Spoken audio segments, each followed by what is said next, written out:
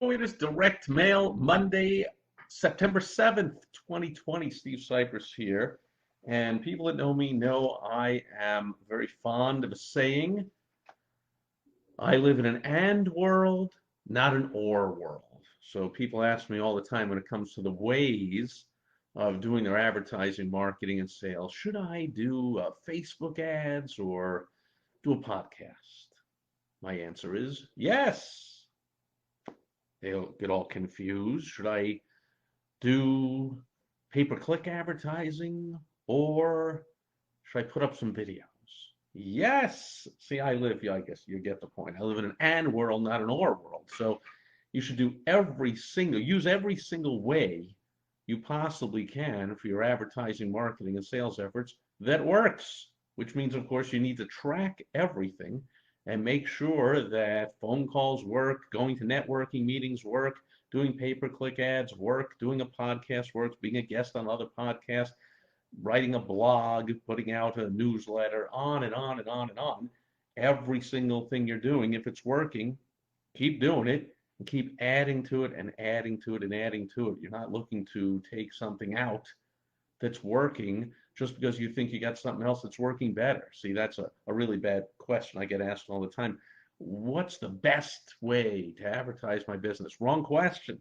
How many possible ways can I use to advertise my business that all make me money?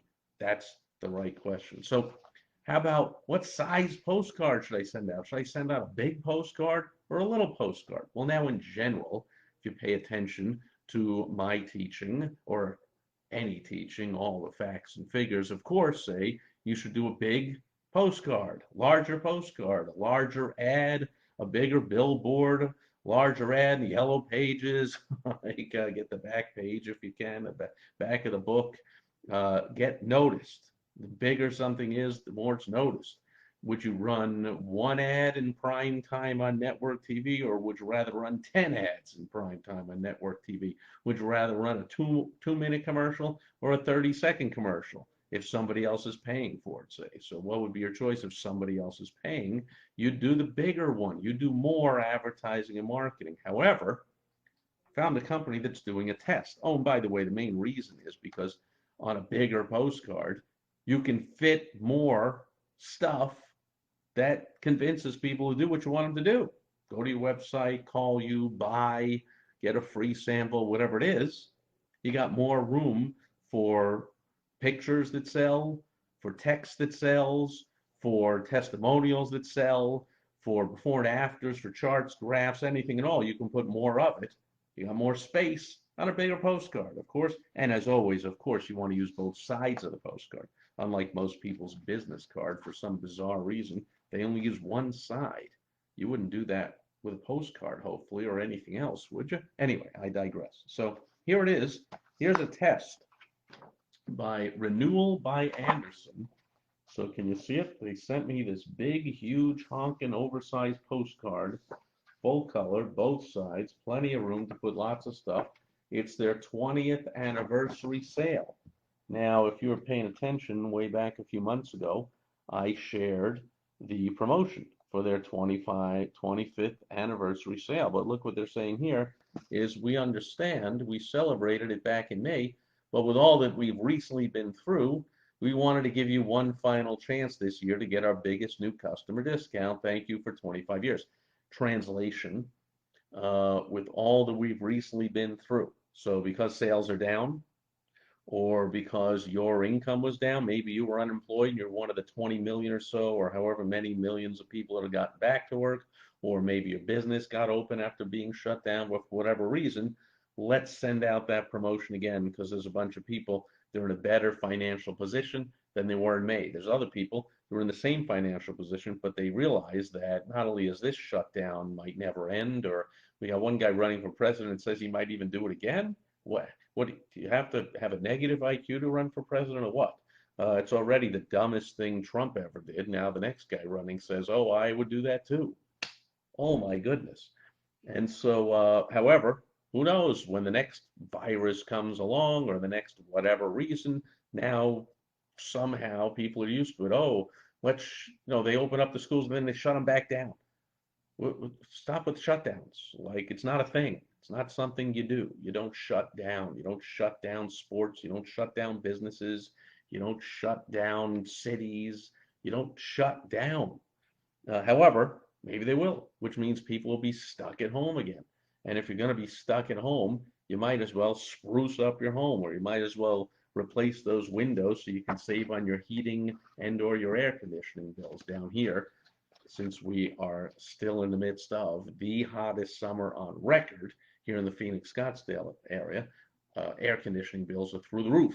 53 days where the high temperature hit 110 degrees or above. The average is 19. We had 53 of those days this year. And forecasts were dipping down a little bit with this cold front, but next week, highs I saw the forecast like 107, 108. We're getting close again. So they figure they'll redo the sale. However, look what they sent me as well. Bobo, they sent me a little postcard. So you see the big honking one and the smaller one. Still not as small as a little personal postcard you might send, but this is small. And it's the same exact thing. We wanted to give you one final chance to get our biggest new customer discount. It's our 25th anniversary sale, save 25%, blah, blah, blah. Now, I noticed a couple of differences besides the size of the postcard. One difference is on the big one, because again, you got more room to sell. They're letting us know they got 8 different locations, 8 different phone numbers all throughout what's known here as the Valley.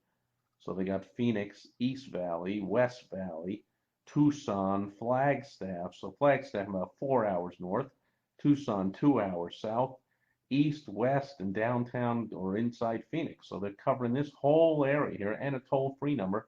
And then the website 25thanniversarysale.com. And take note, if you're using all small letters in your website for some bizarre reason, cut it out. Make it easy to read, easy to remember. Use those capital letters to differentiate the words like they're doing here. 25thanniversarysale.com. 8 different phone numbers. The sale ends September 30th, blah, blah, blah. This one, less space in that bottom left corner. They only give one phone number, and they give a different website, thestrongestwindows.com. So they got the strongest, trying to get in focus here, thestrongestwindows.com with a 480, kind of a catch-all number of the Phoenix, the Scottsdale area here.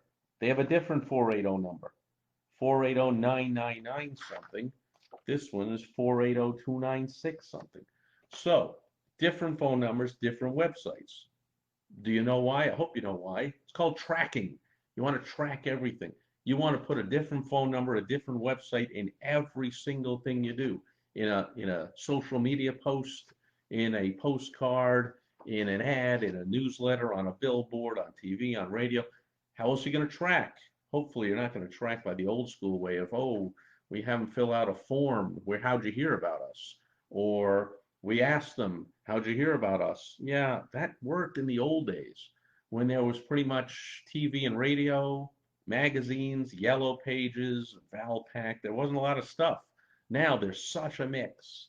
And especially if you're doing retargeting or any kind of really Google or Facebook ads, they're following people all over, stalking them all over the internet. So you ever notice you visit a site, you buy or you don't buy, you go away, and suddenly ads for that site are popping up no matter what website you go to. So how are you going to ask somebody how they found out about you? Oh, it was from this website. No, from that website. No, it was a social media post. No, it was all of them. It's a big mix. So you want to track, and in this case, you want to track the last conversion piece. What made them finally call? And so you've got the number on that one. But in this case, they might just be tracking, since they sent these about a week apart, is it going to be the big postcard or the little postcard people are going to respond to? So they got different phone numbers and different websites. And the only other difference is here, it just says it's all typeset to the valued reader, and it's sent from Mountsville, PA 17554. This one is sent actually to a name that I don't recognize. It says the J-O-O family. The J-O-O, or is it J00? The J, the Jew family, and there's a handwritten font, not actually written with a pen, handwritten note to Joel. So is it Joel OO family? I don't get it. But it's a note from Joel, to Joel, which I guess is supposed to be me. My name is not Joel. Biggest savings ever, blah, blah, blah, blah. Ring me for a quote, video appointments to Joe with a 602 number. Another Phoenix area code, but 602-831, not one of the numbers just to the side on the postcard. Oh, wait, 602-831-1951. Yeah, there it is.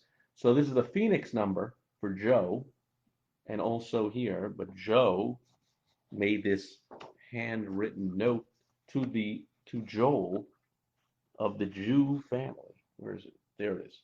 And this one is mailed. Can you see it? You can't see. It's too blurry on there. But from a different zip code. This one was mailed from 53401. 55401. This one was mailed from 17554. So they're mailed from different places. That doesn't really matter for the people, unlike, unless you're an expert and a teacher and a user of a lot of direct mail, you don't look for all those details. But what'll stand out here is different tracking numbers and website. Same number front and back that they're tracking here. If I call from this one, they're going to know it. And the different numbers on the website here, if I'm going to call from this one, they put the toll-free number, catch-all one, same website, on the front and the back. If I call from this one, they're going to know it. And the only other difference, I guess they're testing, is does this handwritten note work? Because we have a bigger postcard, I guess we have more space. They also have room to put this image of this guy holding a window. Where on here, they used an image just of the window. Otherwise, pretty much identical stuff going on here. All the copy of the offers, pretty much all the same. They even have the 0 down, 0 payment, 0 interest for 1 year offer. Same offer here. 0 down, 0 interest, 0 payments for 1 year, and you save 25%. So same offer on both, different size. They're tracking. They'll know which one wins, and maybe I'll know in the future, do I continue to receive big oversized postcards, or do I start receiving the little ones? I guess they'll track and find out. The question is, are you tracking, and are you finding out? Because maybe they'll find out, wow, twice as many people responded to the little postcard. Maybe it was easier to hold.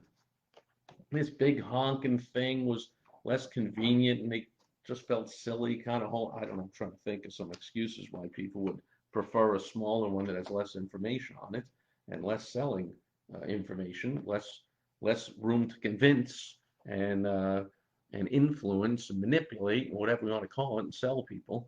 But let's just say that there's an overwhelming better response to this postcard. They're going to save a ton of money by stopping mailing out the big postcards. And for this company, it's nationwide. They'll likely save millions of dollars. So maybe when you test and track, you won't save millions of dollars, but for small business owners, the ones I know and work with, we usually are not like the big companies that throw their money away on blimps and naming stadiums, and they don't know what to do with their money. We got to know that every single hard-earned dollar we're investing into our advertising, marketing, and sales efforts is coming back and making us money. So you want to track everything, and you want to keep what works, toss out what doesn't. Now, if both of these get a great response, I mean, if this gets a huge response, this gets a little bit bigger, one or the other, they'll keep mailing both. But if one gets lots of response, one gets nothing, or close to it, their decision is clear. It's the same for you. For every ad you run online, offline, every phone call you make, every time you talk to somebody, you got to track and measure everything. And you want to live in an and world, not an or world. When you're done tracking, well, you're never done, but once you do your tracking, you'll keep everything that works. You won't say, should I do this one that's making me $1,000 a day, or this one that's making me $800 a day? Isn't that a silly question? You do both. I live in an and world, not an or world, but you want to track. So you don't just keep doing lots of stuff if it doesn't work. You get rid of what doesn't work. You do more of what does. Speaking of which, hope you'll do more of showing up tomorrow when I'll be back on Topical Tuesday. That'll do it for Direct Mail Monday. Thanks for watching, listening, reading, however you're getting this. Over and out.